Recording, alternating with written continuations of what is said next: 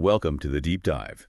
Today we're taking a close look at your research on investor behavior, specifically how gender plays a role in, well, trading habits and ultimately investment success. It's a captivating area of study, really. Yeah, it's full of these surprising findings that challenge, conventional wisdom. Okay, so let's unpack this a bit. We've got two studies to dig into. Boys will be boys. Yeah. Gender, overconfidence, and common stock investment. And, let's see, individual investor performance. Get ready for some serious aha moments, listeners, because what we're about to uncover might just change the way you think about investing. Indeed, yeah. These studies reveal some really compelling patterns, I think, about the choices we make as investors and how those choices impact, our financial well-being. So buckle up, everyone. Let's start with a stat from the Boys Will Be Boys study that honestly really jumped out at me. Men trade almost 50% more than women. And we're talking about a study of over 35,000 households, so this isn't just some small blip. Right. This is significant. What's really interesting is what this means for their returns. Yeah, and that's what makes this research so compelling. It links behavior to outcomes. And what we see is that all that trading actually hurts men's returns. On average, they lose out on about 2.65% annually, compared to women who only lose about 1.72%. Wow, that's a pretty significant difference. It's like the old saying, sometimes doing less is more. But why the discrepancy? Why are men so much more likely to trade than women? Well, the researchers suggest a fascinating possible explanation: overconfidence. And this isn't just a hunch. They found a strong correlation between overconfidence, particularly in fields like finance, and increased trading frequency. So the more confident someone is, the more likely they are to hit that trade button. Precisely, yeah. It seems counterintuitive, right? It does. You'd think more trading equals more opportunities for profit. However, this study, along with the individual investor performance study, suggests otherwise. And to be clear, the individual investor performance study found a similar trend when looking at mutual funds, correct? Exactly.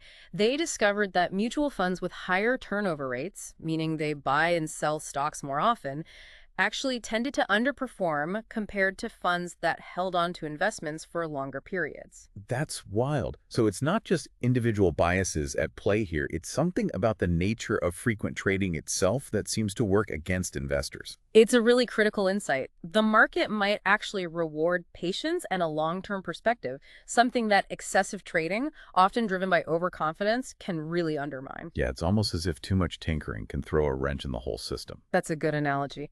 And the individual investor performance study really drives this point home with another striking finding: a 7 percentage point difference in annual returns between frequent and infrequent traders. Wow, a 7% difference. That's huge. It is, and it underscores the importance of being really deliberate and strategic with our trading decisions. Right. Before we make a move, it's crucial to ask ourselves, am I trading based on solid information and a well-thought-out strategy, or am I being driven by emotions? Emotions, like the thrill of a potential win or the fear of missing out. Precisely. Those emotions can lead to really impulsive decisions, and those decisions can be costly. It's fascinating how much psychology plays into investing, wouldn't you say? Absolutely. Now, one thing that really intrigued me in these studies was the way they measure the impact of trading on returns. Tell me more about this own benchmark concept they used. Ah, yes. This is where it gets really interesting. Instead of just comparing investors' returns to a market benchmark, the researchers created a personalized benchmark for each individual. They imagined what would have happened if the investors simply held their initial portfolio throughout the year, essentially doing nothing. So they created like a hypothetical scenario to isolate the impact of all that buying and selling. Exactly, yeah. And the results were, well, pretty astounding. But simply holding their portfolios, investors could have significantly boosted their returns. It really highlights, the potential downside of frequent trading and the power of a buy and hold strategy. It's a powerful argument for, I think, thinking long-term and resisting those impulsive urges to make a move every time the market dips or spikes. Indeed, yeah. It's about, tuning out the noise and focusing on the bigger picture, your overall financial goals. And speaking of tuning out the noise, the Boys Will Be Boys study also looked at whether other factors like income, age, or marital status could explain, this gender gap in trading frequency and performance. Did those factors make a difference? Here's the fascinating part. They didn't. Even after controlling for those variables, the gender difference persisted. Men, on average, still traded more and earned less than women. This suggests that, something else is going on here, something beyond just demographics or socioeconomic factors. Okay, so if it's not just about demographics, what is driving this behavior? Is it really all about overconfidence? Well, overconfidence certainly plays a role, but it's more nuanced than that. You see, it's about how we perceive, our own abilities and our relationship with risk. For example, someone prone to overconfidence might overestimate their ability to, let's say, time the market perfectly, leading to, well, excessive trading. So it's like they're like playing a game they just can't win. In a sense, yes, they're chasing after those quick wins, often overlooking the long-term implications of their decisions. Yeah, and I imagine those implications can be, pretty significant, especially when you factor in things like trading fees and taxes. Absolutely. Even small fees compounded over time can really eat away at your returns. And that's not to mention the potential tax implications of frequent trading, which can further erode, your profits. So what's the antidote? How do we overcome this tendency towards overconfidence and impulsive trading? Well, I think awareness is the first crucial step, right? By recognizing that overconfidence is a common bias, we can start to kind of challenge our assumptions and make more, conscious, deliberate choices. It's about asking ourselves, is this trade truly aligned with my long-term strategy, or am I just, reacting to the market's ups and downs? So it's about responding strategically, not just reacting emotionally. Exactly. And one of the most effective ways to do that is to have, well, a solid investment plan. Define your goals. Are you saving for retirement? A down payment on a house? Once you know your destination, you can chart a course and create a diversified portfolio designed to, get you there. Yeah, it's like having a roadmap for your investments, something to like keep you on track when the going gets tough. Precisely. And just like any good roadmap, your investment plan should include, clear benchmarks for success and a strategy for managing risk. Speaking of risks, that's another area where we see gender differences playing out in, well, in interesting ways. Oh, tell me more about that. Do men and women approach risk differently when it comes to investing?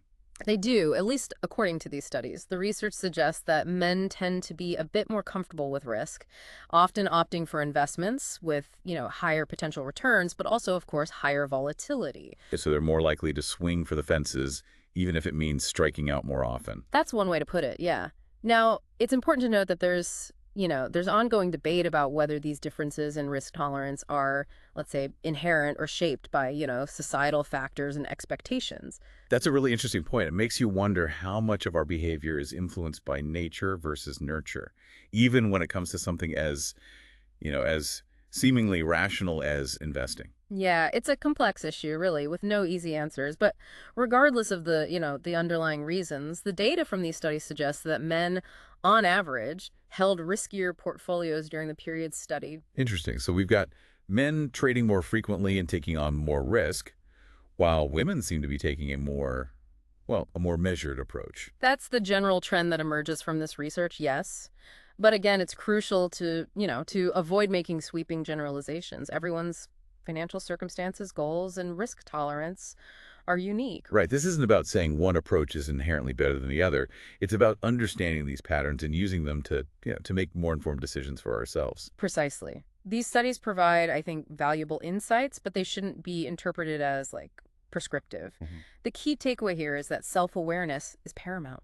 Knowing yourself, your goals, your risk tolerance, those are the foundations of a sound investment strategy. Now, both studies also touched on the potential benefits of seeking, professional advice.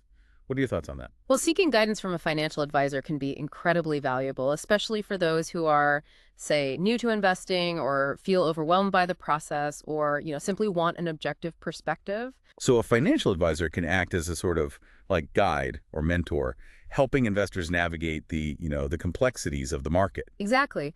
A skilled financial advisor can help you, create a personalized investment plan, choose investments that align with your goals and risk tolerance, and provide, ongoing support and accountability.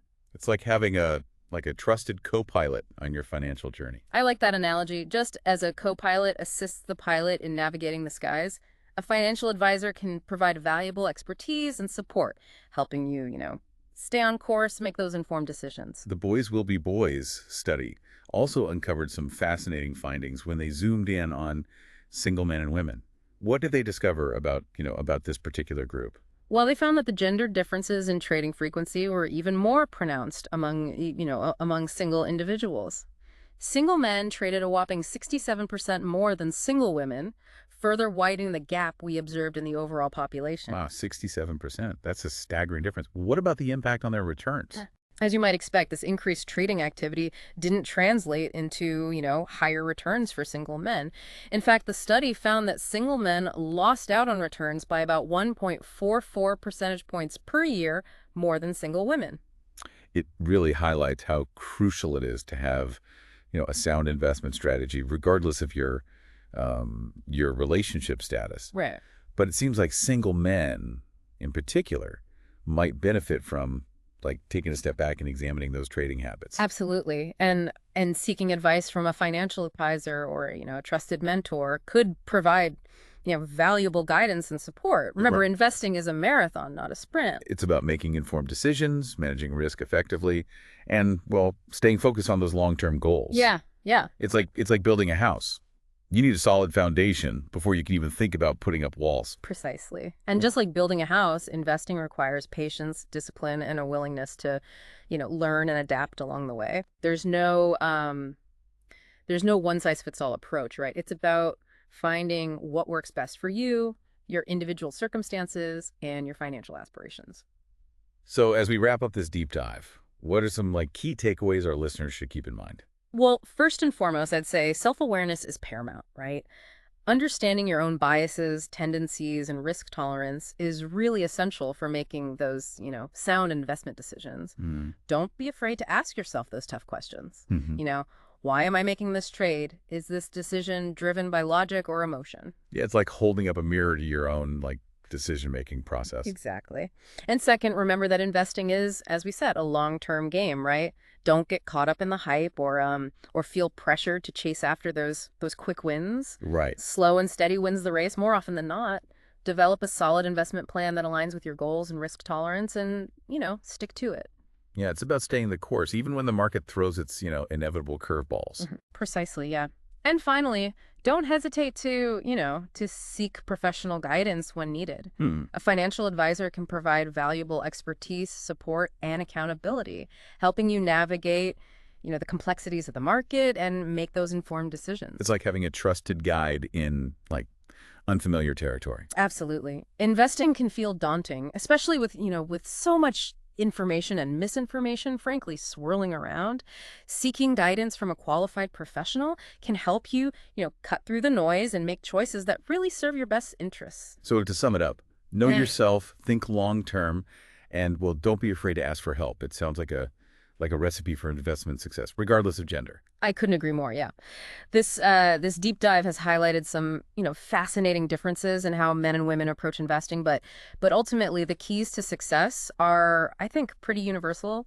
Self-awareness, a long-term perspective, and a willingness to seek guidance when needed. This has been an incredibly insightful deep dive. Thanks for joining us today and sharing your expertise. It's been my pleasure. I always enjoy exploring these fascinating nuances of human behavior, especially when it comes to something as important as investing. And to our listeners, thanks for diving in with us today.